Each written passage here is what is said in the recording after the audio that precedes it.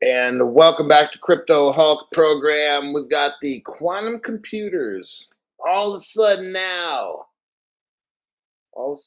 we learned last night, we were talking about Russia and China and the United States coming up with payment systems. We kind of talked a little bit about how we feel that Bitcoin was started by the three governments that I just mentioned. It's kind of weird, but yeah. Russia had this payment system that was around 1 year before Bitcoin took off.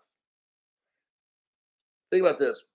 Russia had a crypto payment system before cryptos really hit the market. That's interesting. 2007. Now, Bitcoin came out in 2008, maybe 2009. I think it was 2008. So, Russia had a crypto payment system before Bitcoin came out. That's what we discovered yesterday on the show. So if you want to watch that particular program, very interesting. That makes me wonder why Dan Pena is like, if you really knew who invented Bitcoin, it would go to zero. You motherfucker. Ragnar Nystrom. Coffee and Hulk should be the new breakfast. Bed and breakfast. That's what he says. I'm just reporting what he says there, folks. Next. Pena cracks me up. That dude, I'm gonna leave it alone. Leave it alone. You motherfucker! Gotcha. XR Poseidon. Victory V was here, along with Geo, Robert, Egizio, MK underscore P, XRP Lee. Oh, it's a good time right now. Go to your phone because I'm noticing stuff on the channels getting throttled, like they're slowing it down. Go onto your phone, delete the YT app, and then reload it again. Do that right now while you're on the show. It only takes about a minute or two, and you won't miss nothing on the show. Just delete, go to your phone, turn it on, find the YT app, delete it, reload it, because they're doing a lot of stuff right now. I can tell. Throttling is going on, and just a lot of censorship stuff. So just do that while the show's on. Everything will be good. I deleted mine last night and reloaded it. I think I'm going to start with this. Well, let me just, I'm going to start with what I talked about with Russia and China first. And then I'll go back to my original article here. So I'm going to kind of just a little bit repeat what I did the other day. This happened the other day. And Russia and China, they have an unhackable quantum satellite link. So these two countries, China and Russia, have this satellite that they used quantum computing on to send messages privately. So this is very interesting. Scientists in Russia and China have successfully tested a highly encrypted quantum communication system that promises to be virtually unhackable. Whoa. In a landmark development for quantum technologies. The feat, first reported by Hong Kong South China Morning Post last month, spanned a distance of 2,300 miles between a ground station near Moscow and another near in China, in the northern northwest Xinjiang region. The quantum communication breakthrough underscored a growing international effort to harness the emerging technology, offering a glimpse into the future where data security could reach new levels. It also hinted at deepening high tech cooperation between Beijing and Moscow for military purposes beyond their already robust political and economic ties. Um, so I'm going to leave it at that. They were able to Russia and China were able to send messages on this quantum computer, the quantum computer satellite link that they have, and you know I've kind of said from day one because I've been waiting for all this quantum computer stuff. I heard, see, the quantum computer, that's going to be the next computer. Now, some people think it's already here. I don't know about all that because America would be making massive, massive moves.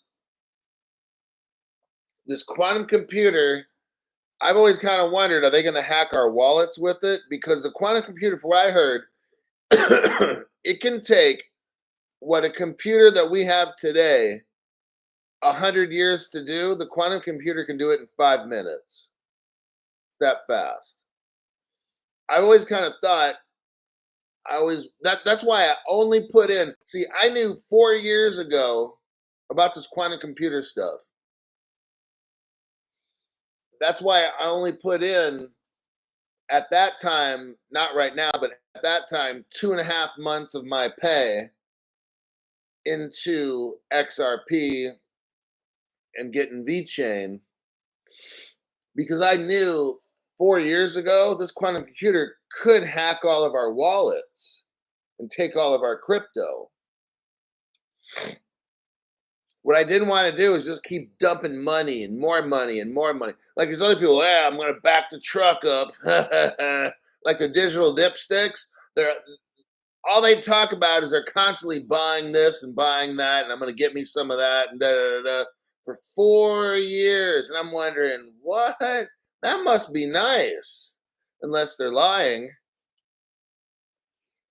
Unless they're telling you they're doing all this buying so you can support their sponsors, right? Because look, I'm I'm not gonna say I'm talented in investing because I'm not a financial advisor. Advisor.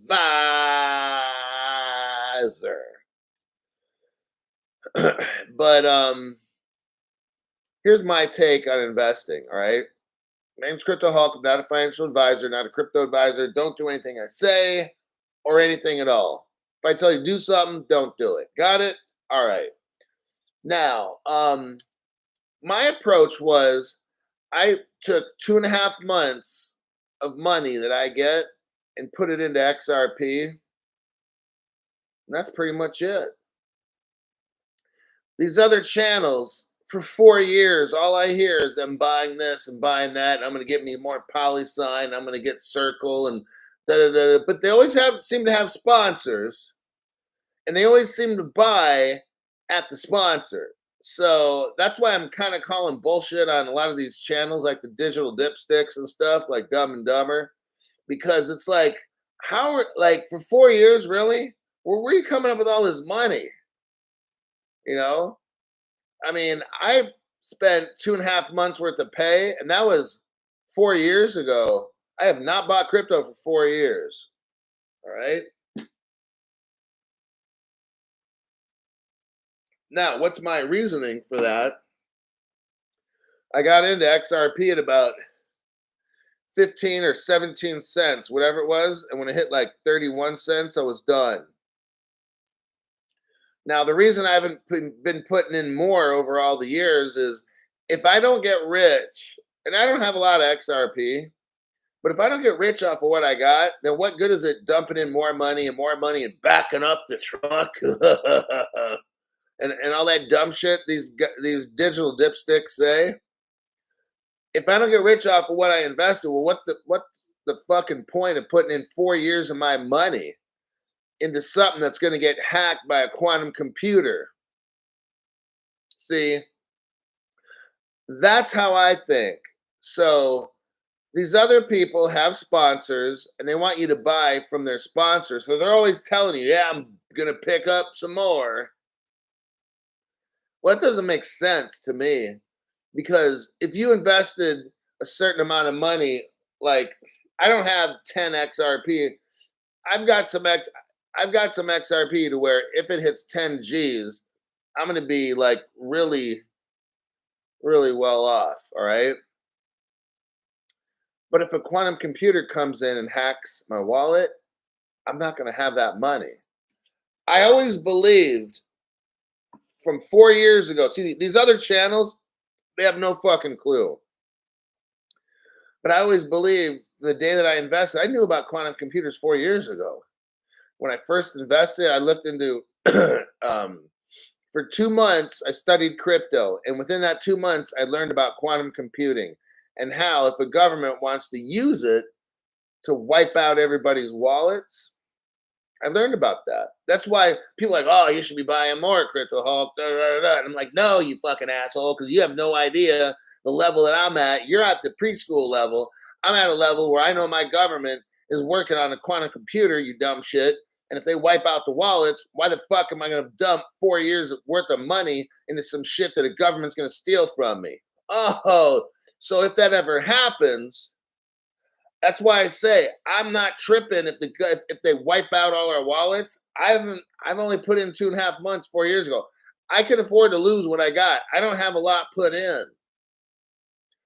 Okay, now I got gold and silver that's in my hand, not on a card. See, these other dumbasses that have these programs like, oh yeah, I'm gonna get this gold card and da da da da da.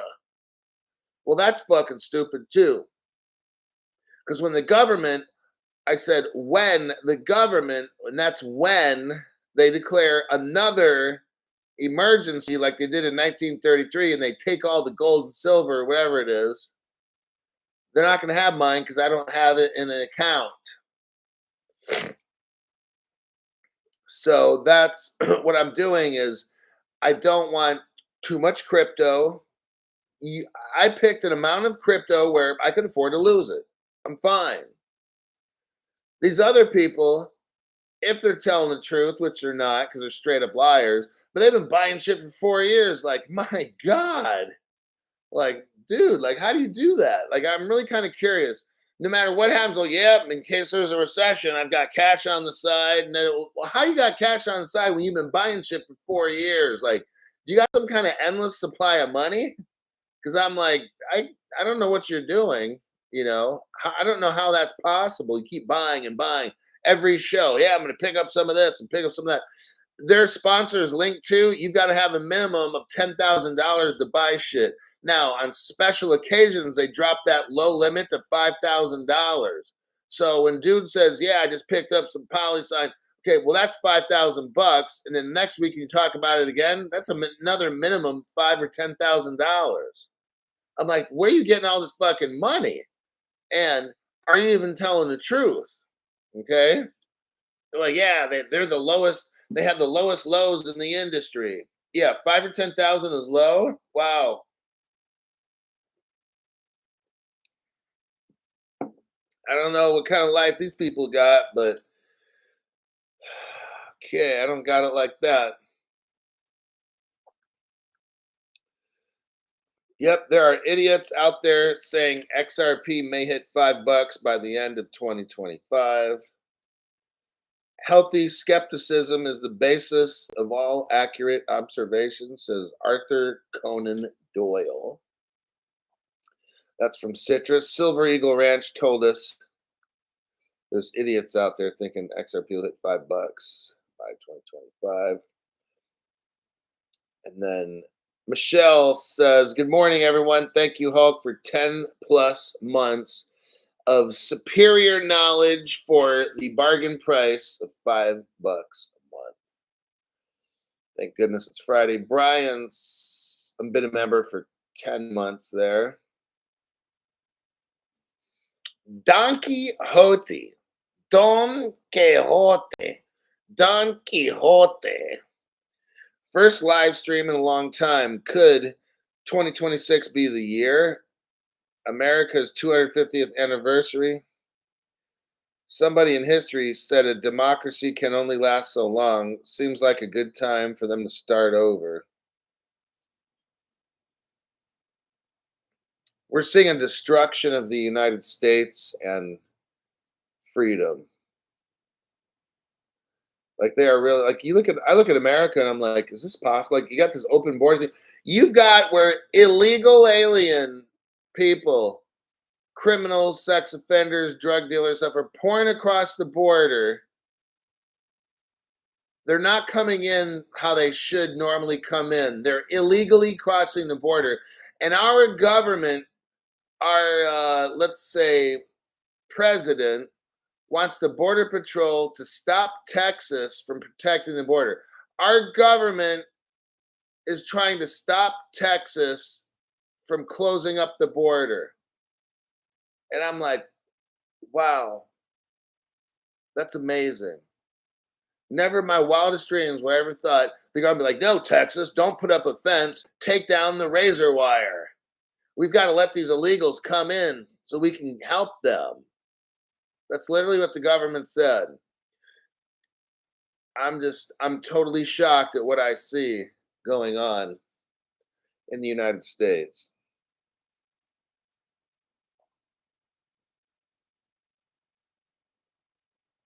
Dave Ryan gave a person a membership, and that's Richard Merrill. Now, if you had a free membership, if you're watching the show, I know hundreds of free memberships have been given out over the past week. What I want you to do is don't let your membership expire. Go into your settings, find your payment method, put your enter your bank card information in there. Now, if after or within 30 days, you won't be charged. You can enter your information. If you're on a free membership, you will not be charged. What happens is once that membership ends, if you put your bank card information in, that's when you'll start being charged. What I don't want to happen is where people get these memberships and they just, at the end of the month, boom, it's done. The cancellation rate, it's actually pretty high in this channel.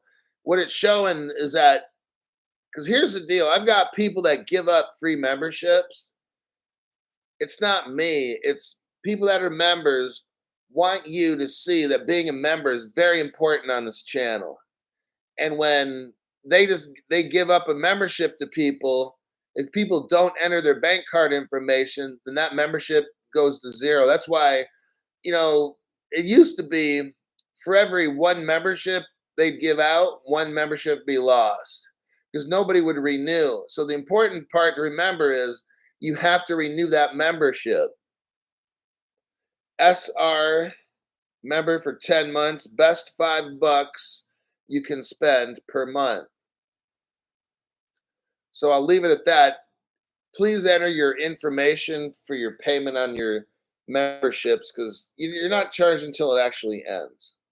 Now let's start. So we just got done talking about China and Russia, and they had this quantum satellite, or the satellite will use a quantum kind of code where they can talk to each other.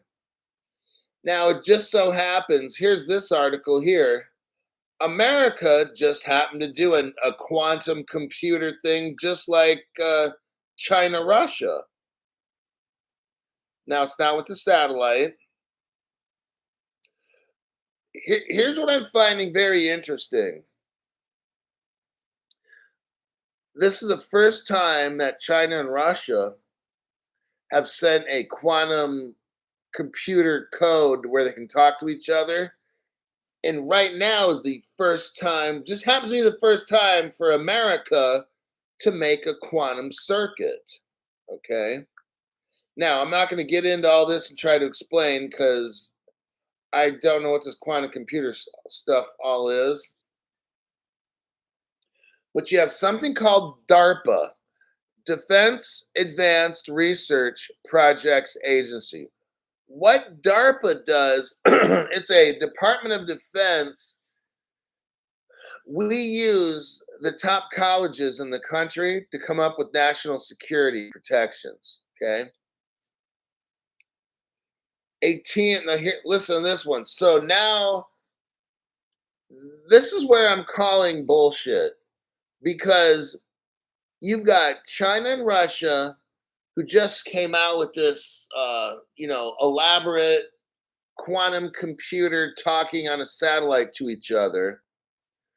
That's never been done before. Now all of a sudden, but America comes out with their quantum computer. Like how? Like, look, this is all within the same day.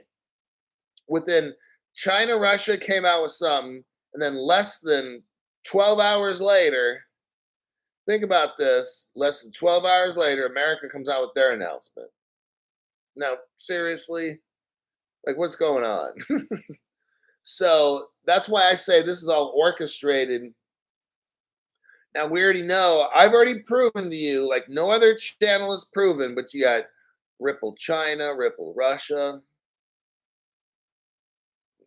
It's amazing on my channel where I can show you. That's where your membership comes in. It's the value of your membership. Like no other channel knows what you're seeing on my channel right here. They can charge $100 a month, 500, whatever they charge for their private breakout groups and all that dumb shit. They still don't have the information you have. It's kind of good to know.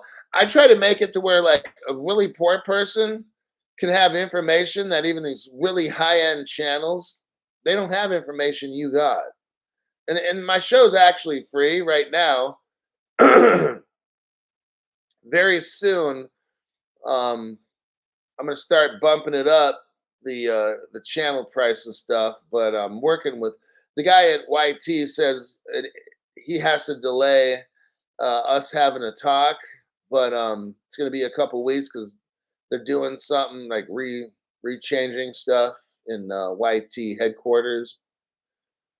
But the channel's actually been growing. I think maybe YT got a little bit flustered and they have to like switch him out with somebody else or something. I don't know because he's telling me we can't really meet for another 2 or 3 more weeks. And I've already been trying to get a hold of this guy for like 2 weeks. So now we're getting back to this article with quantum computing. A team of Harvard scientists working on a project funded by DARPA. So here you have a federal agency paying money to one of the top colleges in the world to come up with defense um, protections. And all of a sudden now, Harvard announces a significant breakthrough in the field of quantum computing. All of a sudden now, at the same time that China and Russia did their thing, all of a sudden now, we're making announcements with. See, that's why, like, this is like scripted or something. Like, let me continue. Researchers working with the optimization with noisy intermediate scale quantum say they have created the world's first quantum circuit using using logical quantum bits. The innovation marks a significant stride towards fault tolerant quantum computing, promising to revolutionize the design of quantum computer processors. Established in 2020. Now, listen to this. DARPA just was established in 2020, like 3 years ago. DARPA says the ONISQ program aims to develop ways to surpass the capabilities of classic supercomputers in solving combinatorial optimization problems, a challenging class of problems relevant to defense and commercial sectors. The optimization with noisy intermediate scale quantum devices program aims to exploit quantum information processing before fully fault fault tolerant quantum computers are realized. Now that fault tolerance, I've heard a lot about that in Codius. When when I have the Codius article right here, I pulled it up. I'm gonna go over Codius later in the show. But this fault tolerance stuff, there's something with crypto and fault tolerance, and I don't understand, but I remember that word coming up a lot, fault tolerance. So that's what this quantum computer stuff is about. DARPA wrote in documents provided during a 2019 Proposers Day event. This event will pursue a hybrid concept that combines intermediate size quantum devices with classical systems to solve a particularly challenging set of problems known as combinatorial or optimization. Now, I'm not going to pursue reading into this article too much longer. I'm going to read just this last portion. Here's the colleges involved: Harvard, MIT, that's where Gary Gensler came from, Q Era Computing, Caltech, probably like California Technology, and Princeton. So we've got these top colleges in the United States working on quantum computing. They announced they did a revolutionary thing by making a circuit in quantum computing. And then just the other day, less than 12 hours ago, I read to you about how China and Russia just came up with a revolution in their quantum. Doesn't it seem kind of like a coincidence? Like, yeah, seems kind of strange. So I'm going to check the comments and go to the next article. But I just wanted to read you that what I feel is going to happen. Quantum computing, like either our government already has it and they're pretending like they're learning about it. That's a possibility. But there's some kind of a race between, let's say, the BRICS and the United States, and who's going to come up with the quantum computer first and have because when you have control of a quantum computer, that's dominance of the world. Ragnar Nystrom, I hope their qubits are illogical so they cannot crack people's money. I know. That's why I only got so much XRP.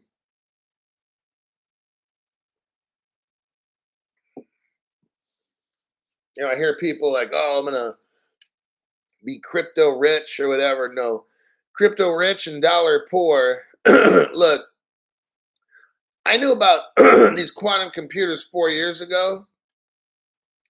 I considered the fact there's a possibility I could lose everything to quantum computing. That's why 4 years ago, like you'll never hear this on any other channel.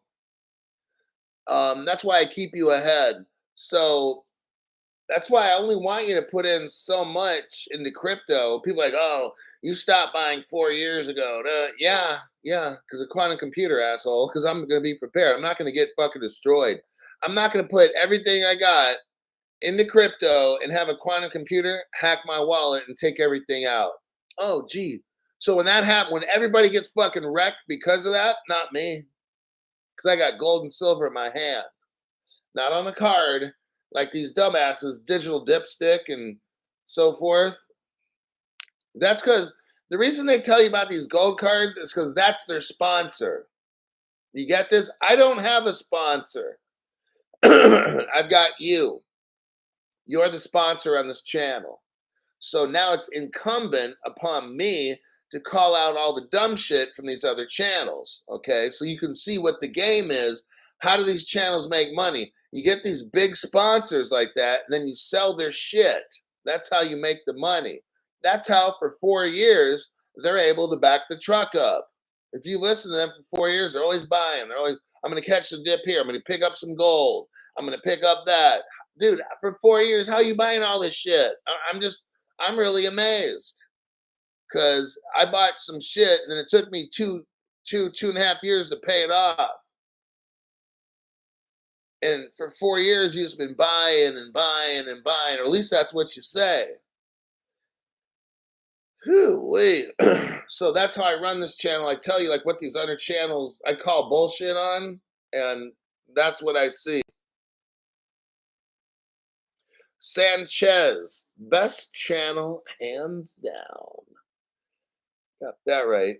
Cowboy 420. I remember that name. Thank you very much for that donation.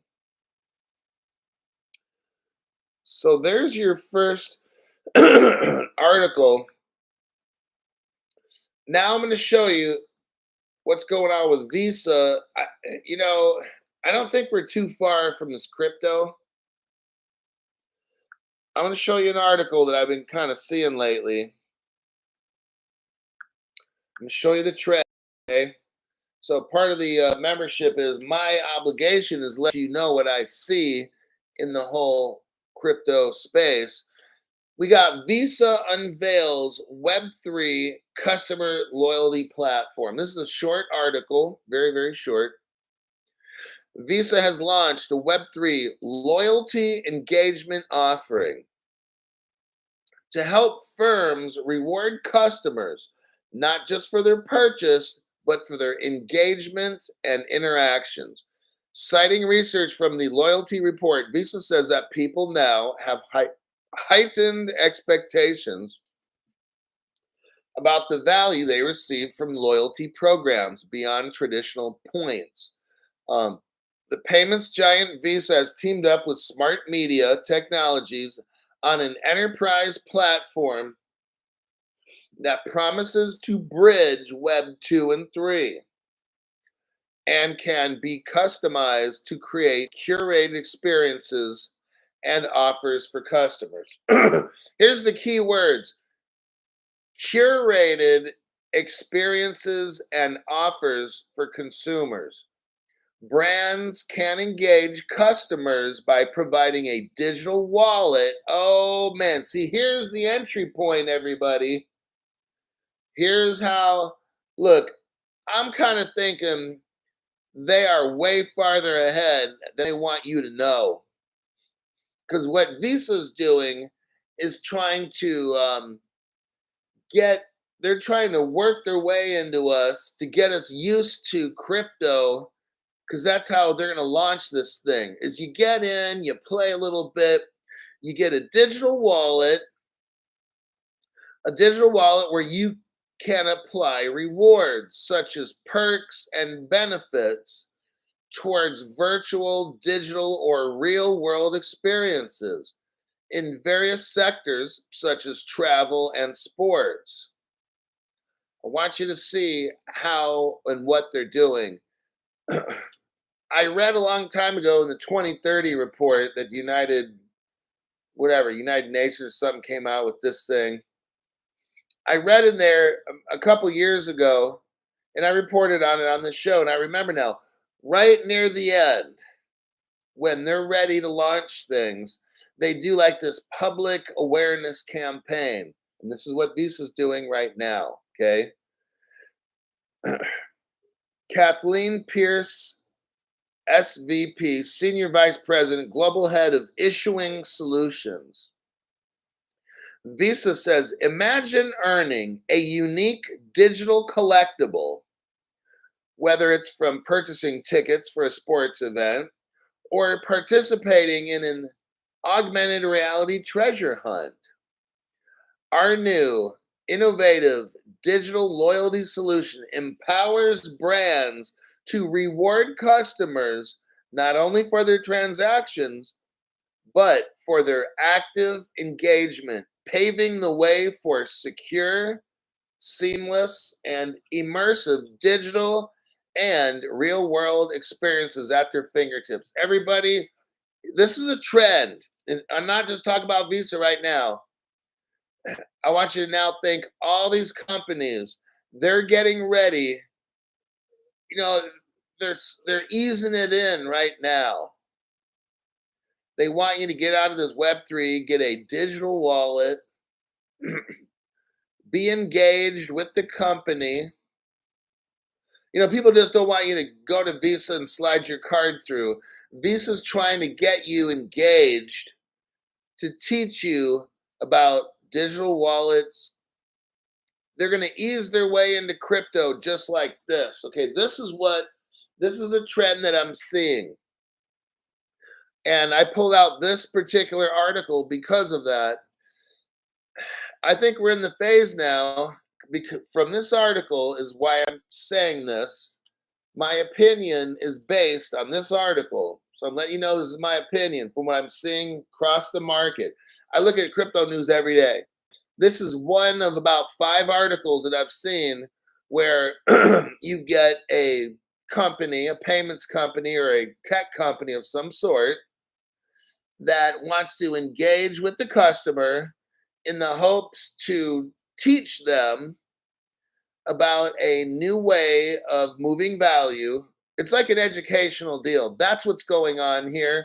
We're moving into, with Visa, like the biggest payments corridor in the world, is trying now to teach people about crypto. But we got to do this they got to start at a lower level, right?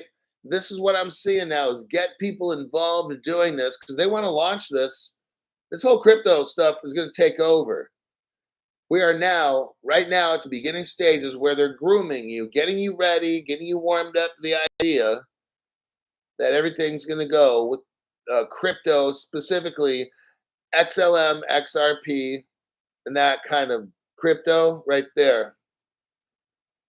So that's the article that I wanted to show you there. Mando 8519, thank you for your donation. Pleased to be in this live with the great Crypto Hulk. Have been a follower for a while, but YT had me where I couldn't renew. They censor you, Hulk, for always bringing out the truth in everything you do. I'm going to copy that.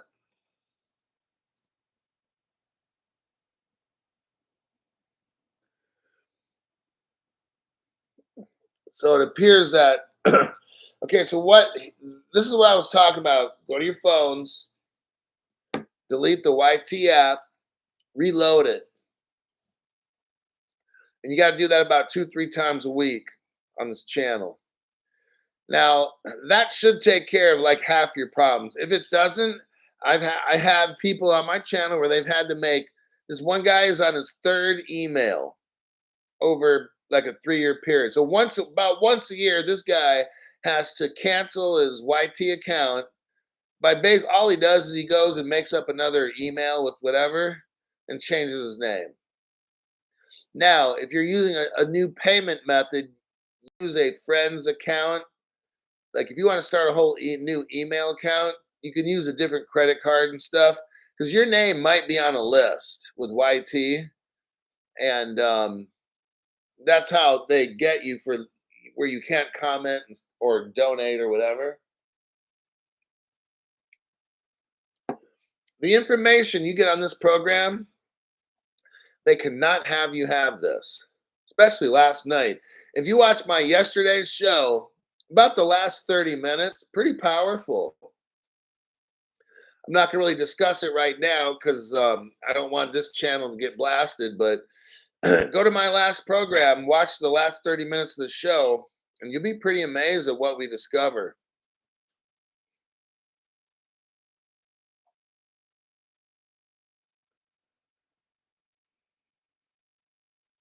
I'm just looking through comments.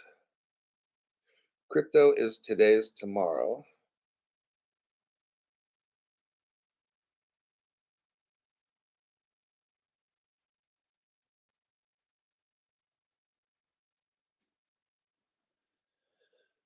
The Pi Network, I already looked into that like 3 years ago when it first came out.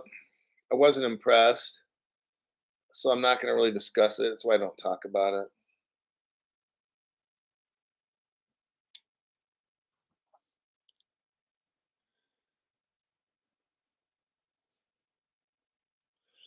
All right, next with Visa. So I just showed you the article about Visa. I'm going to show you how Visa is a massive Ripple partner.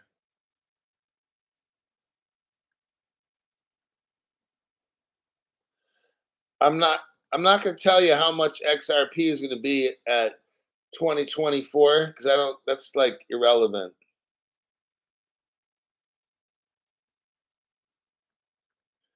So you can like keep asking the same question, but I'm not going to answer it because I don't answer a question like it doesn't make any sense.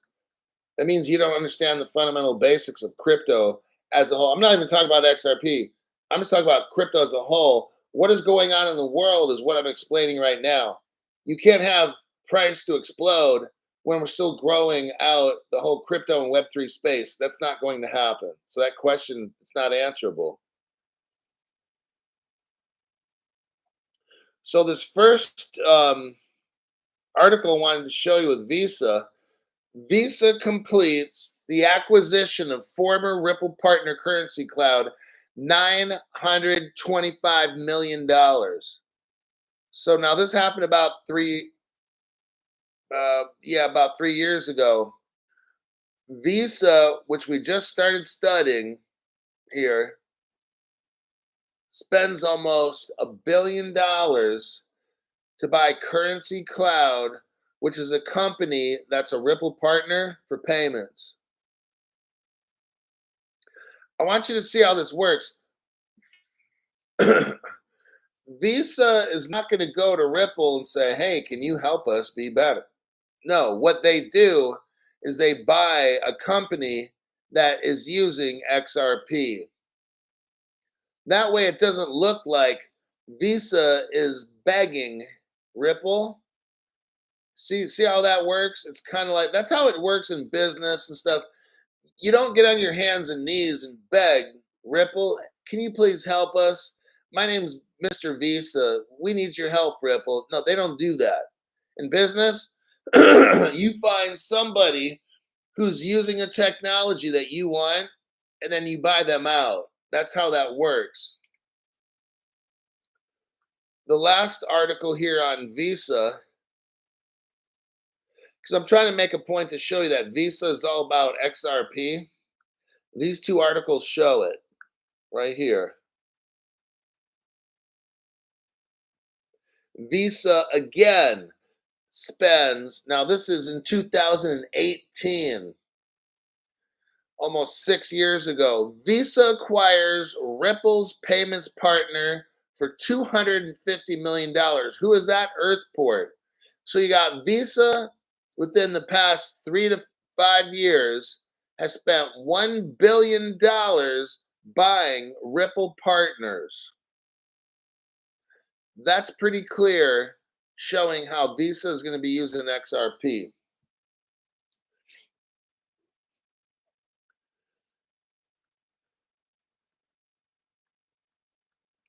Let me check the comments here real quick.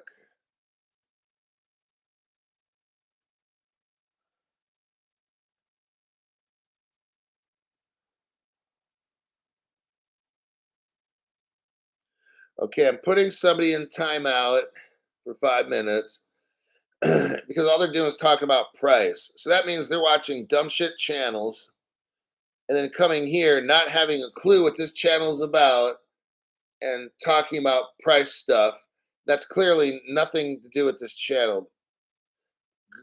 They need to go watch the chart analysis channels because this channel is about basics on how crypto will make you rich.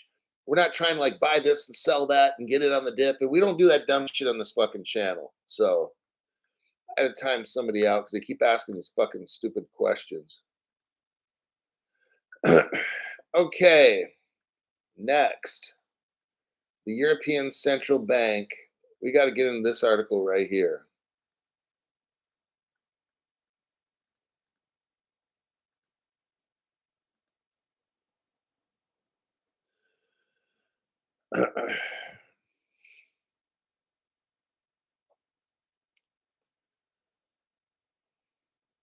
Crypto She Hoaxes. Thank you for everyone staying on topic. So that's important because, look, when I'm teaching something right here, focus on what I'm teaching, and any comments in the top chat should be about what I'm teaching. People that distract you, they're going to get you fucking wrecked, okay? If something's important, I'll be talking about it. If I'm not talking about it, it's not important right now. So understand that. Digital dipstick. All right.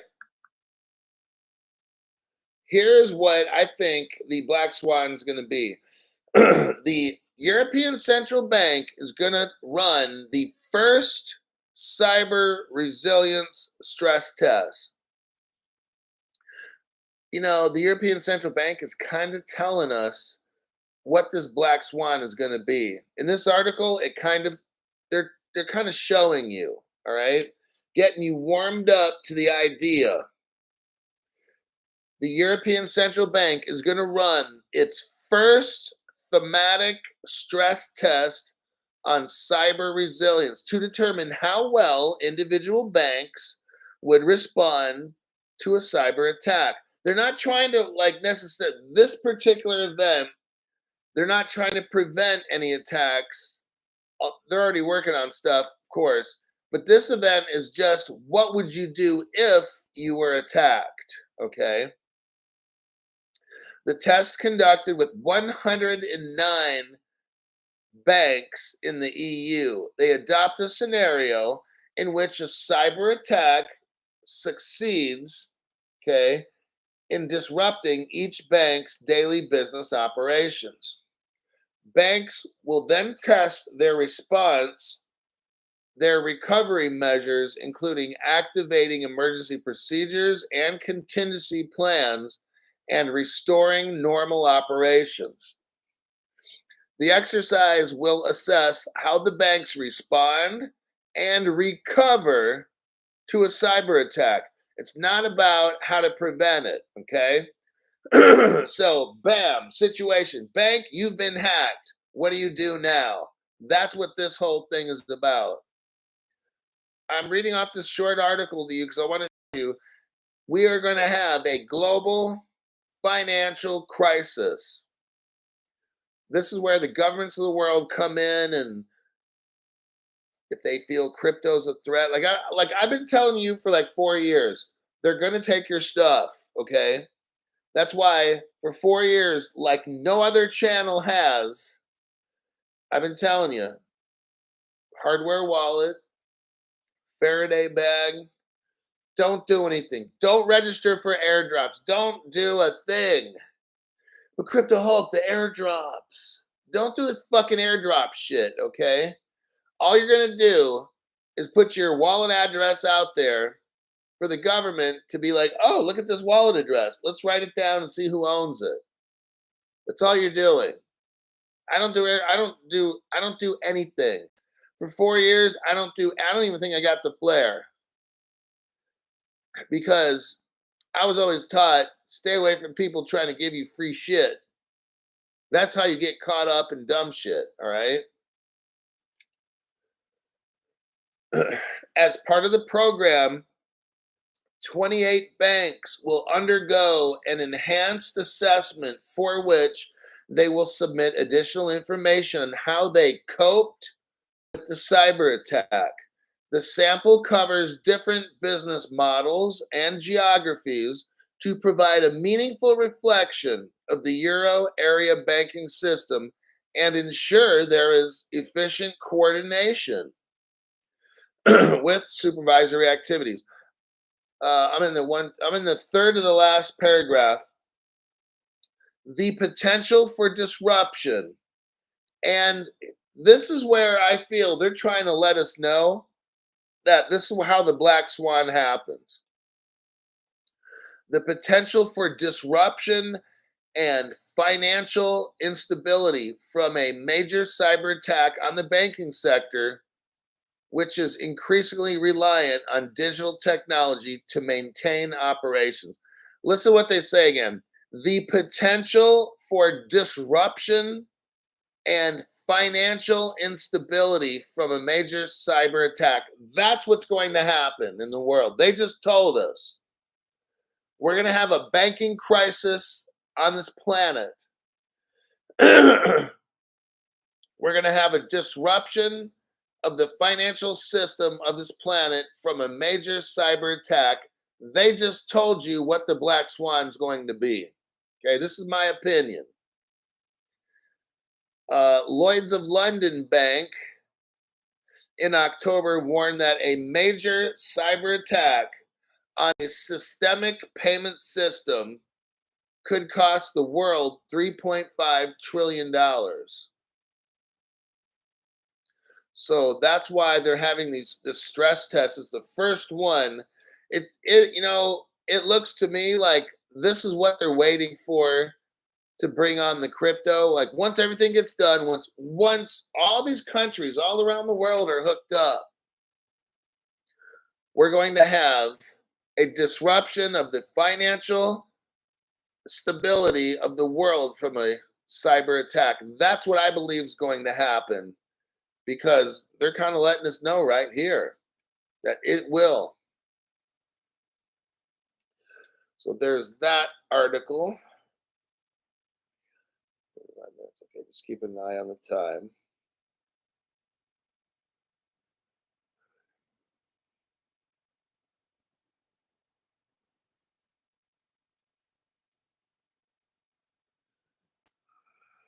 I received my Faraday bag today. Says J Gun. Then Bob says free is expensive. That's exactly right.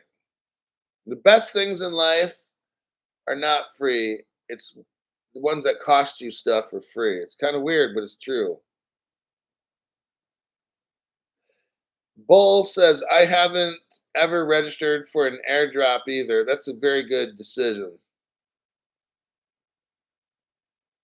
Hulk sounds like a plan to me, says J Gun.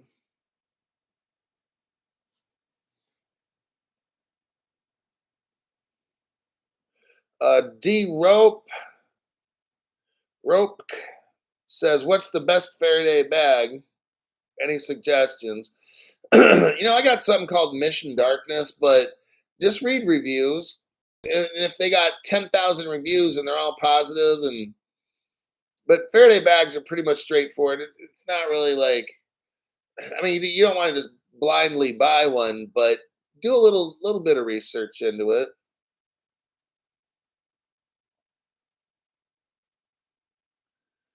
Does hitting the heart button help the algorithm? Yeah, any kind of interaction, like I'm gonna hit it. I'm hitting the 100% button, and then I'm gonna go hit the heart button on my own show. But yeah, that's the interaction, so it helps the algorithm.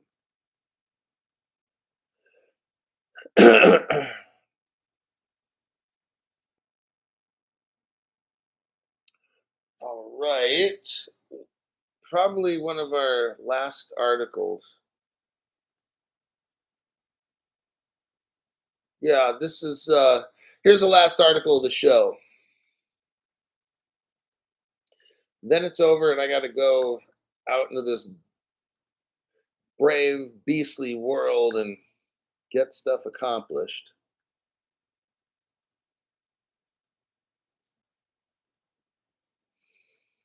All right. European Central Bank again. The European Central Bank issues digital euro vendor call. Let's see what this is about. They're talking about a digital euro. We know that Ripple is on the Digital Euro Association.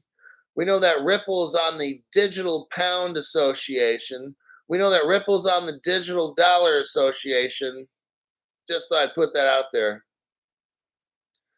The European Central Bank has opened application for vendors to provide components and related services for a potential digital euro in contracts that could total more than 1 billion euros. Following a lengthy investigation phase in October, the European Central Bank moved on to the preparation phase. Here we go.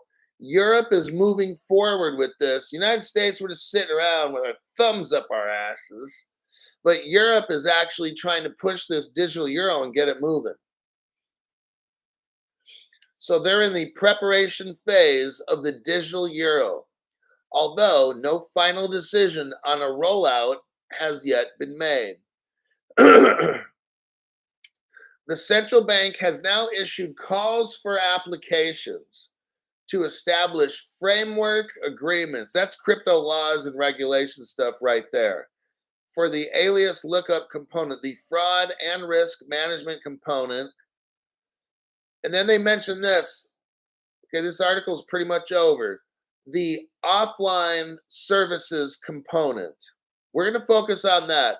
the Europe, okay, Europe right now is trying to make it make their money, whether that be a CBDC or whatever they're going to call it.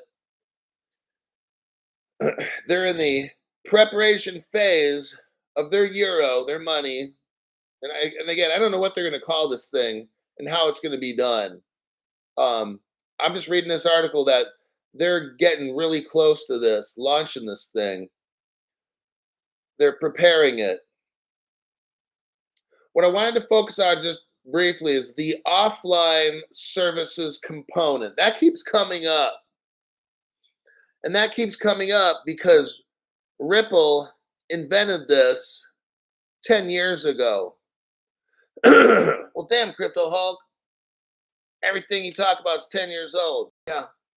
That's why last night we discovered pretty much who we think who invented Bitcoin from 10 years ago.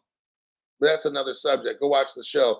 The last 30 minutes of my show yesterday was pretty amazing. We come up with some cool stuff.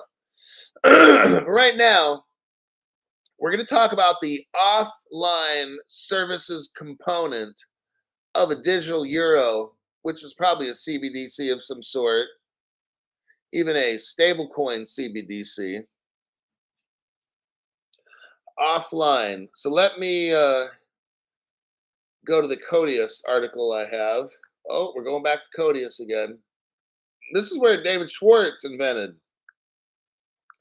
David Schwartz invented the offline contracts. So we have to give him credit for that.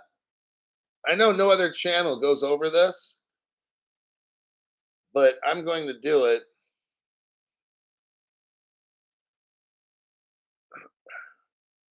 Okay, we don't care if a particular crypto is up 417% for the month. Like, we don't give a shit about that in this channel. So you can quit talking about it. If you keep talking about it, we'll just report you as harassment. Nobody gets. This isn't a channel where we talk about, oh, we're going to buy this month and trade that and the other. We don't care about that dumb shit on this channel.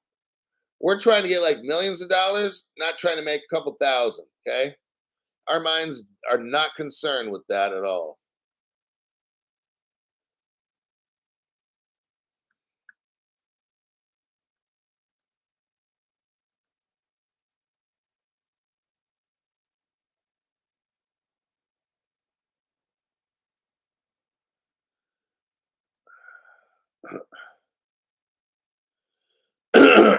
Okay, now I got to start reporting people as spam and shit.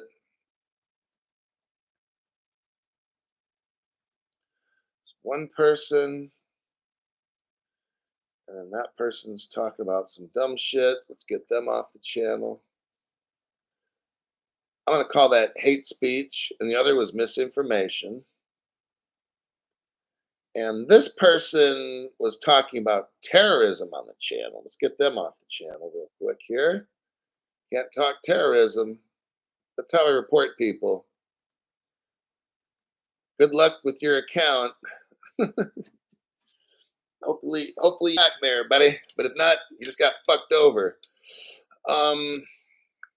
Let's go to here again. So now we're going to look at Codius super fast.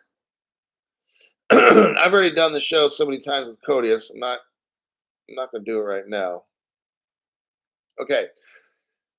The European Central Bank is talking about they're getting close to launching in the preparation phase a digital euro, which of course Ripple's involved in that particular project.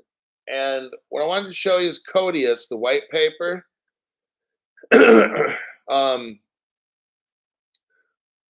if you're brand new, type in Crypto Hulk, put a space, and then put a plus sign, then put another space, and then write the word Codius and do enter. Click the enter button.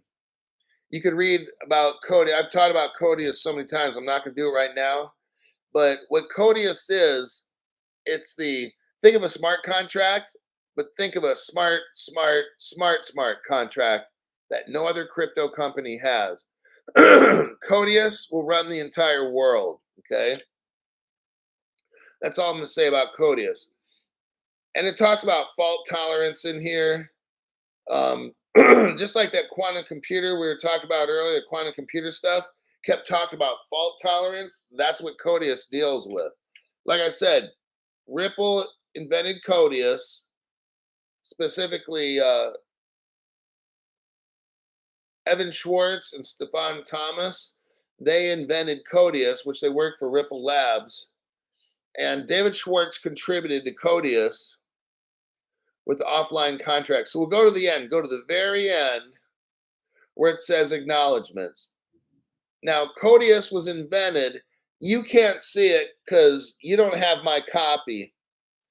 The real Codius came out in 2014.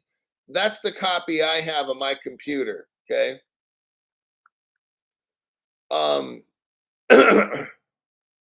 It might have even came out before 2014, but my copy is showing 2014. Your copy is showing 2018. All right.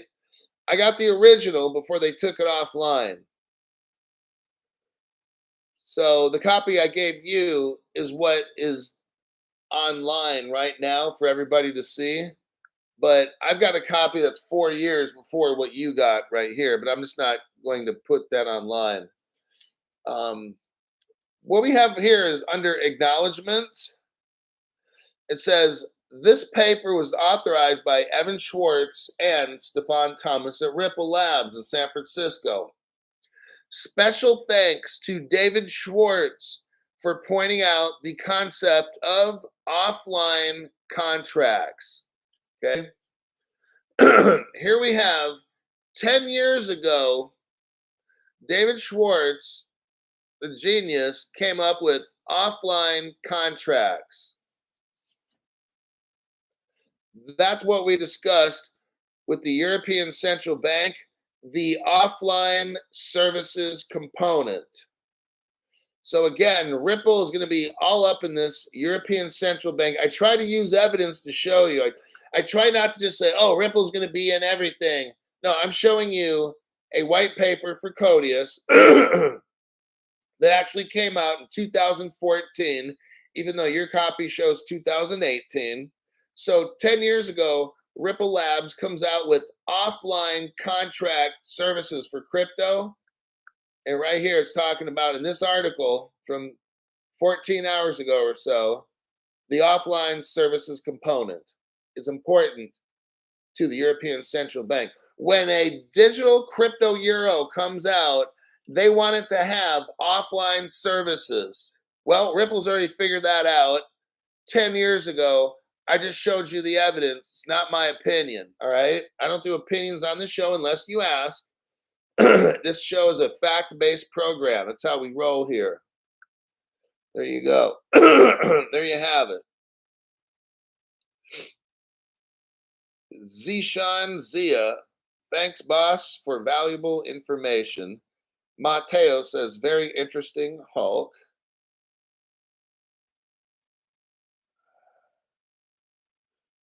We Roan says, I love Codius. Luis Pena is like, this is some good stuff here. Of course. It's facts. Just facts, man. Just facts.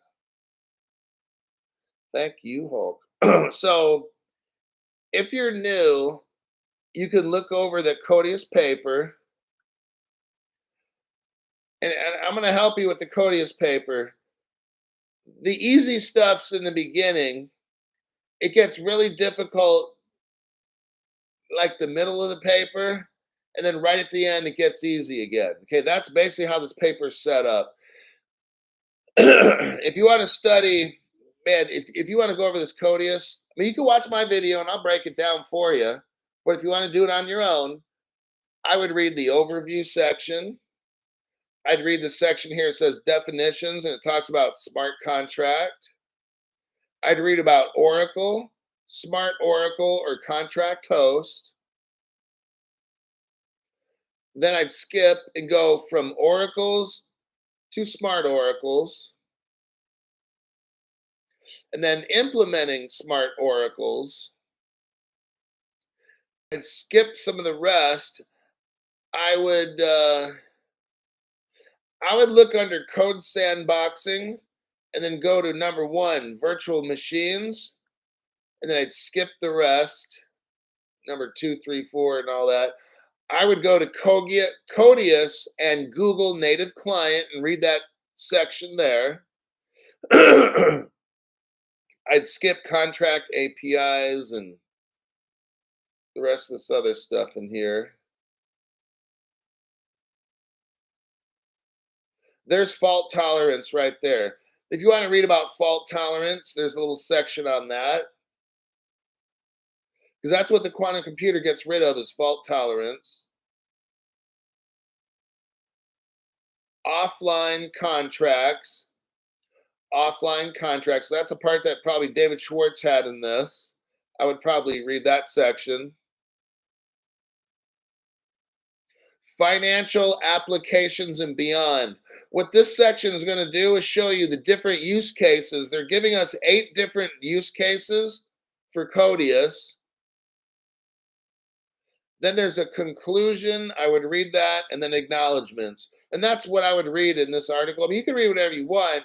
Just some of that other shit I don't understand, so I'm not going to waste my time. But if you watched what I just showed you right here, I'd kind of highlight the areas that I would read because it's more interesting to me and it makes sense. I'm not going to read this whole thing about Codius, even though I did already.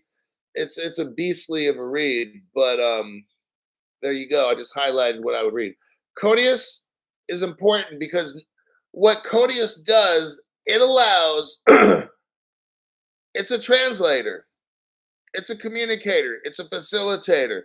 Codius allows you to use whatever computer code you have to, it will translate and then make it interoperable. This is how Ripple is interoperable, okay? A lot of people say, oh yeah, Ripple's interoperable, the interledger protocol and all this stuff. It's Codius. Ripple never talks about Codius. Have you noticed that?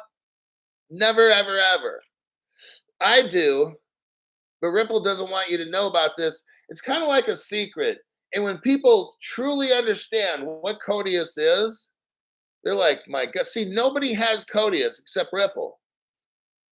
Ripple, this Codius is a game changer. It ends the game. If people knew about Codius like me, native client and what that does and stuff, it allows you to use different programming languages. See, if you have Ethereum, you have to speak Ethereum for it to interact. If you have Bitcoin, you have to speak Bitcoinese to interact. If you have Pancake Swap, all the others, you have to speak that language to interact with that protocol, right? Not with Ripple's XRP. They've got Codius. Nobody else has Codius. You can be whatever crypto and interact with Ripple's XRP because they have Codius. That's the secret. It's not the XRP ledger is a secret. It's the Codius that's the secret because it allows everything to interoperate. No other crypto has that. This is the diamond that nobody knows about. No other crypto channels discuss Codius except Crypto Hulk. Oh no. They're not going to read all this. It's too much work. Are you kidding? They're going to tell you about their sponsors and about going to XRP in Las Vegas and shaking your booty. They're going to talk about that, of course, because they make money off that. I've gone over Codius about 7 times on my program, and I break down what Codius pretty much does. It interoperates every single crypto and ledger on the planet. When you understand what Codius is, you'll be like, I'm not going to mess with no other crypto because they're not interoperable like this. Unless you speak that particular crypto's language, that's all that crypto can do.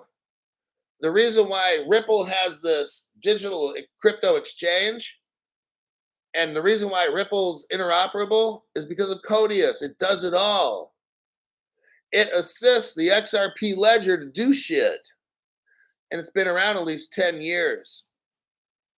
But you won't hear about it on any other channel. They never talk about it because these other channels are dumb shit. That's why.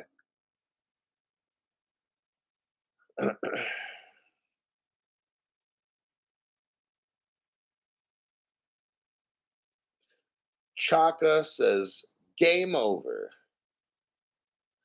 XLM, no Codius. Here's the thing. XLM and XRP were made by the same guy. It's almost virtually the same code.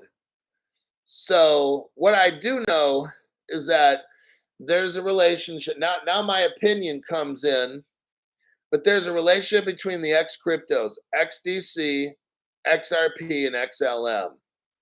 They all work together. At one point, XRP was partners with XDC. I'm kind of using the terms loosely, but if you want to get technical, it's the R3 Corda platform was working with Ripple back in the day. They were actual partners. They were not gifted, but they had in contract to get 5 billion of the XRPs. So, but I'm going to make it all simple. I'm not going to get complicated for new people. All the 3 X's, they utilize Codius and the XRP ledger platform. These different cryptos do different things. XDC is designed, R3, XDC, whatever you want to call it, is designed for trade, foreign exchange, these kinds of things. Ripple's good for big money, and Codius breaks down 8 use cases for XRP, which I'm not going to get into, but we're going to simplify and just say Ripple is good for the big money, and then Stellar is good for smaller amounts of money, moving it fast. So that's the 3 use cases for all of those.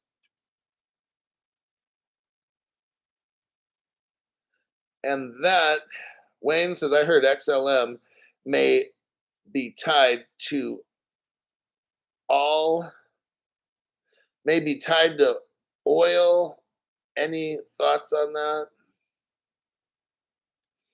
I haven't really heard that. Much like XRP being tied to gold. Okay, I see what you mean.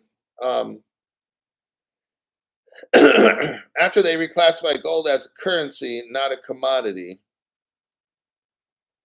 Now we're kind of getting out of my area of specialty. So I do know that these cryptos that are good will be backed and they'll be stable. They might even be called stable coins.